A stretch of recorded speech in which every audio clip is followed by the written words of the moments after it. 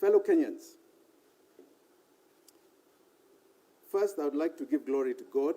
It has been quite a challenging season since the year began, but we have remained silent, resilient, and even though we have lost loved ones, struggled through hard times, among other challenges.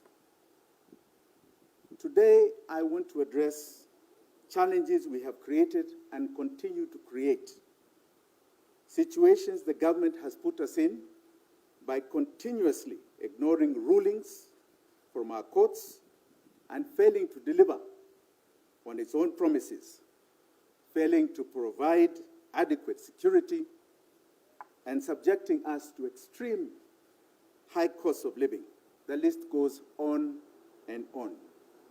As you know, one of my pet subjects is public debt. And in this regard, on the 27th of February, the National Treasury submitted a report to Parliament indicating that Kenya had borrowed 223 billion shillings between September to January.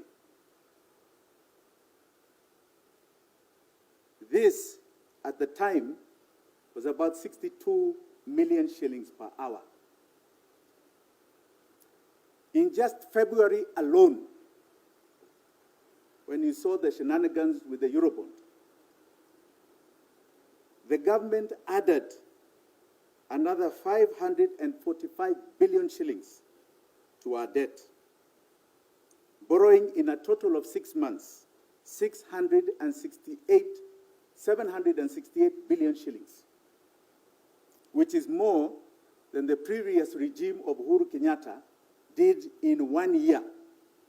Uhuru's highest borrowing was 800 billion in the year 2022-2023, ever in his 10-year period. But in 6 months, this government has already reached that target. That translates to a very frightening figure of 177 billion shillings an hour.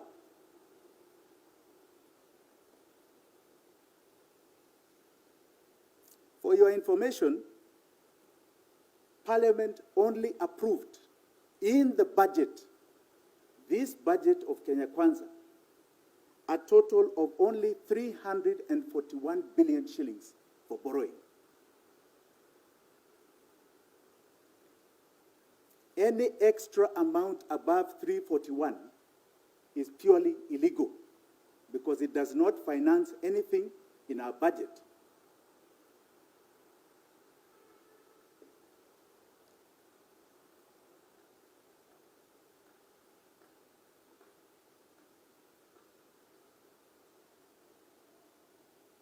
Where it is allowed to borrow more in order to pay back an existing loan. Where is it, rather, that the government is allowed to borrow to pay existing loans? Where in the budget can we find the infrastructure bond? You saw them borrowing domestically 240 billion shillings for infrastructure, so-called an infrastructure bond domestically. Where is it in the budget? It does not exist. We have now become a debt-driven economy, completely debt-driven. We are becoming more and more slaves to debt. And before all of you start feeling there is so much confidence in the shilling, we have the figures as of February 29th, end of last month, where usable foreign exchange plunged by 259 million shillings, which left us with only 3.7 months worth of import cover. This tells you we are short of our 4 months, but it tells you Kenyans are mopping up a lot of dollars. They still do not have confidence in the shilling. This is a very sad state of affairs as Kenyans continue to suffer. And as they suffer, the conversation has shifted from our issues to issues about power, politics, positions, jobs. Last week, all of you in the media went to focus on the AU. AU, we have issues here in Kenya. A few weeks ago, my very good friend, Raila Amolo Odinga, expressed his desire for the AU chairmanship. And honestly, I believe he is the best man for the job. He will do this country proud and this continent proud. What I don't understand, however, is that since his declaration, the people's agenda, which we were made to believe is his coalition was championing, has been put on hold and he is now the focus.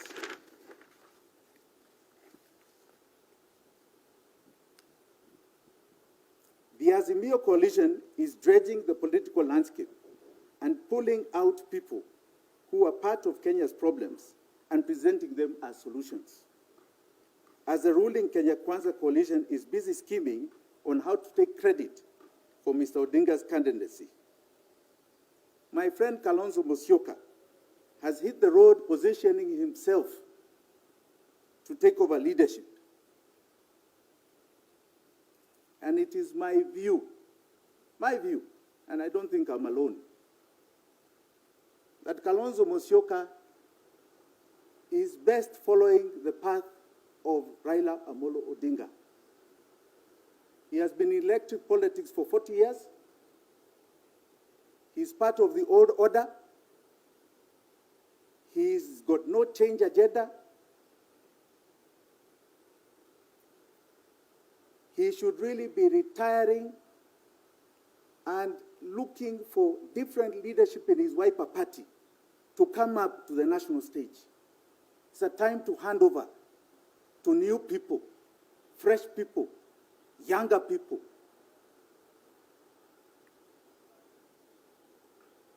And just as this is all happening, people are focusing on positions. Kenyans are still struggling for a basic meal and school fees. The so-called bottom-up model has become a bottom-down model. In this day and time, we are losing our own people to banditry. 53 lives just the other day. I've seen in Kisii today, more skirmishes. And yet, we have a president that is taking our police force to a war zone. That thing is not called peacekeeping. It is called war zone. We are going to fight a war. Police are not meant to fight wars. That is for the military. And I want to suggest to my good friend, William Ruto,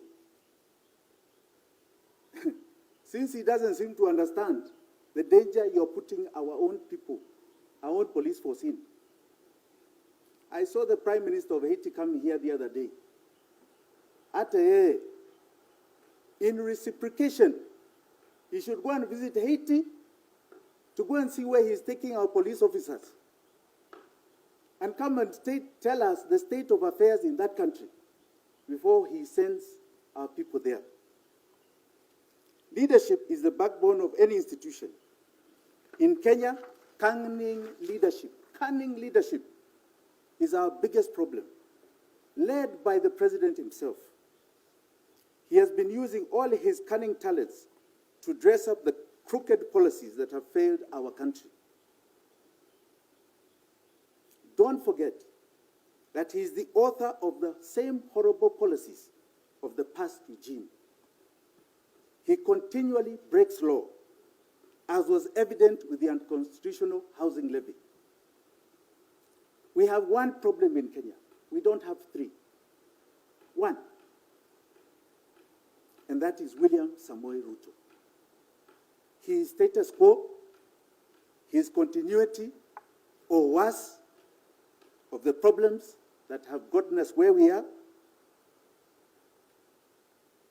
and he offers no hope or no change for Kenyans. Fellow Kenyans, I understand and share in your pain. We have got a lot of challenges in our great country, but equally, I want you to have confidence in who we are as a people. We have come out of tremendous problems in our past, tremendous challenges, and even this, we shall overcome. We are optimistic people. We beam daily of hope. We are known for fighting and relentless challenges, and we are known to be great together. We are going to win this economic battle. We are going to win this financial insecurity. We are going to cut off the chains of debt, the chains of our slavery, and have no doubt that Kenya is going to go much, much further. We are going through a transition. This is a transitional period in our country, and a new era is about to dawn on us that will take us beyond your imagination. Asanteni sana.